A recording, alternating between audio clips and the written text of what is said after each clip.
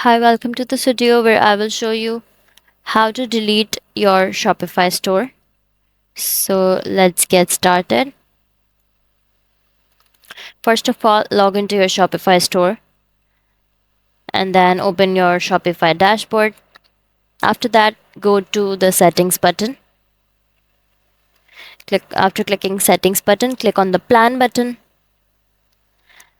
And now click on the deactivate or pause store button.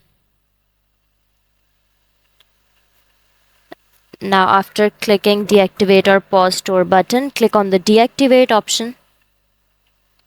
Now fill out your reason of closing the store. Click on the continue button and now it will ask for your password. Now enter your password and here you go. That's how you will delete your Shopify store permanently. If you want to take a break, you can choose the pause store option. That's all for this video. If you find this video helpful, please like and subscribe to our channel, and thank you for watching.